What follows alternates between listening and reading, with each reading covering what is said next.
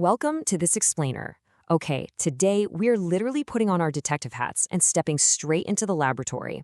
I want you to think of your lab bench as a crime scene, right? Because highly sensitive reactions, they're so easily ruined by microscopic errors. Real-time PCR, or qPCR, is an incredibly powerful technique. We see it used in research and diagnostic labs everywhere. But, and here's the catch, that exact power and extreme sensitivity mean that even the tiniest mistake, just a speck of contamination, can completely destroy your results. No way around it. So today, we're going to crack the case on the most common qPCR practical problems and, more importantly, how to solve them. So here is our case file index for today.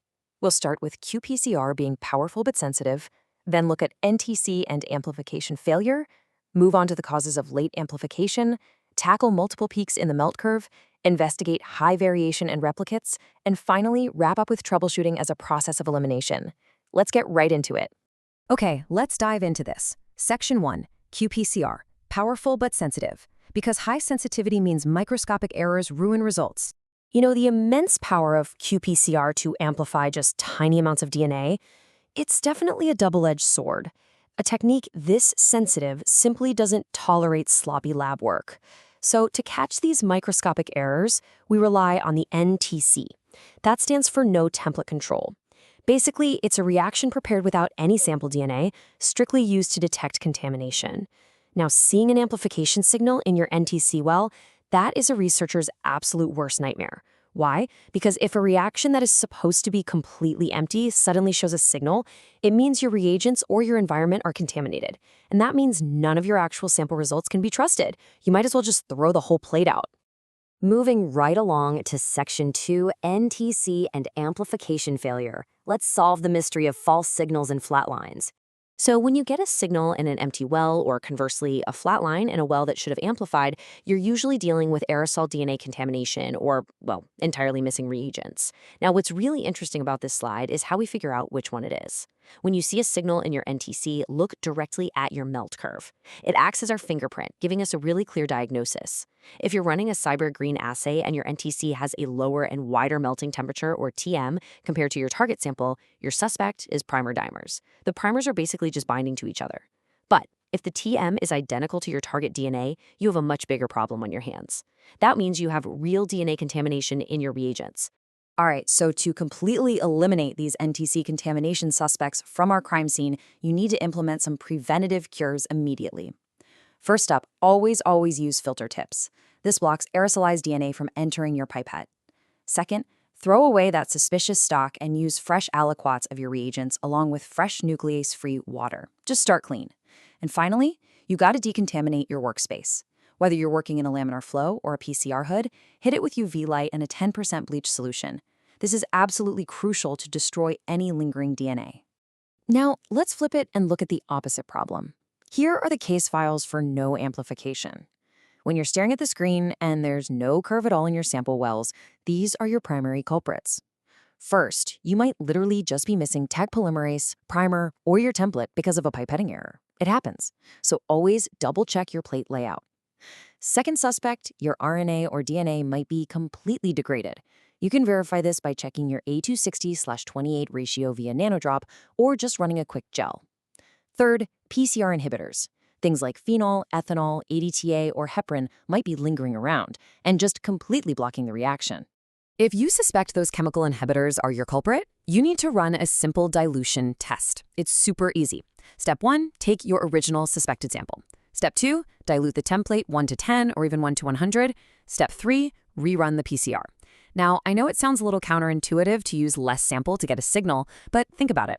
If the diluted sample suddenly amplifies, it means you successfully watered down the inhibitors enough for the polymerase to finally do its job. Basically, that original sample was definitely hiding PCR inhibitors. All right, moving on to Section 3, causes of late amplification. Investigating low signals and delayed curves. Now, this is a totally different mystery from flatlining. Here, the amplification is actually happening, the chemistry is working, but the curve is appearing way too late in the run. This tells us the reaction is really struggling to get off the ground. So the crucial point is that threshold number of 35. A high CT value or CQ value over 35 indicates severely low amplification. When it takes more than 35 cycles for the fluorescence to finally cross that threshold, it generally means one of two things. The target gene expression in your sample is incredibly low, or your primer efficiency is just extremely poor. To fix this delayed reaction, you gotta take some methodical steps to optimize your setup. First things first, simply try increasing the amount of cDNA or DNA template you're adding to the reaction. Sometimes it's just that simple. Next, run a gradient PCR. This helps you find the absolute optimal annealing temperature, or TA, for your specific primers. And finally, you absolutely must check your primer efficiency. How? By running a standard curve. And when you run that standard curve, this number right here is the exact target you're aiming for. Your primer efficiency must fall strictly within the 90% to 110% sweet spot. If it falls outside this range, well, your primers are failing you. The whole exponential math of the PCR reaction breaks down, and any late amplification results you get, yeah, they will not be reliable, for sure. Okay, section 4, multiple peaks in melt curve. This is for when cyber-green chemistry shows more than one sharp peak. As we know, a pure, perfect PCR product should really only ever display one single, clean, sharp peak on the melt curve. So finding more than one peak means your reaction is amplifying things it definitely shouldn't be. When we investigate these messy, multiple peaks, we usually look at two main suspects. The first is non-specific amplification. This basically means your primers are going rogue and binding to entirely wrong locations outside the target gene. The second suspect? Genomic DNA, or gDNA contamination.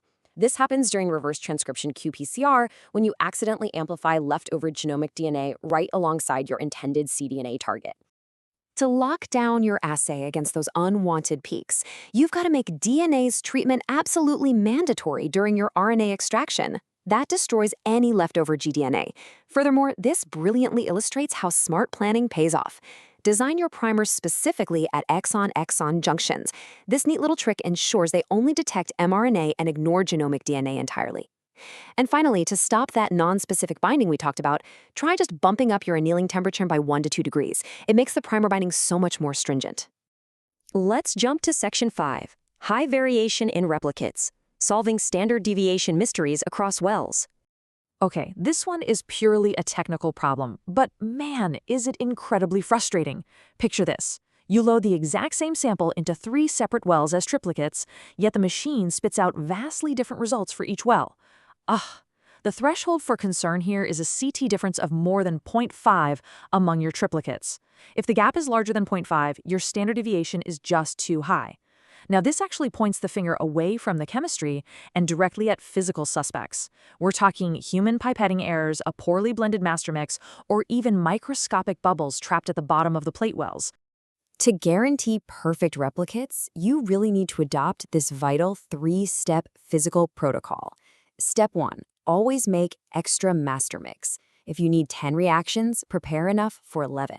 That covers any inevitable pipetting loss. Step 2, slowly vortex the mix to blend it thoroughly and then spin it down. Don't skip that. Step 3, after sealing your plate, you absolutely must centrifuge it before putting it into the machine.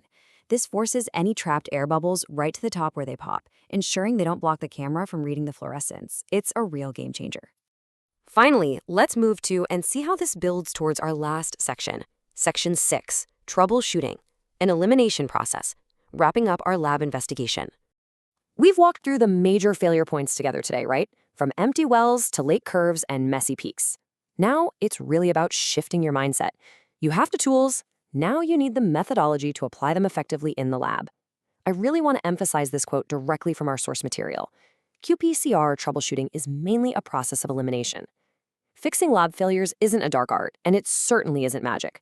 When a reaction fails, you simply look at the evidence, the curves, the controls, the peaks, and you methodically cross suspects off your list, one by one, using the exact logical steps we just discussed.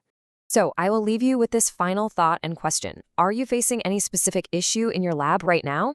Think about the shape of your curves and the status of your NTCs today. Which of these deductive techniques can you apply tomorrow morning to eliminate the variables, solve your lab mystery, and finally get back to generating flawless data? Thanks so much for joining me on this explainer, and hey, happy troubleshooting.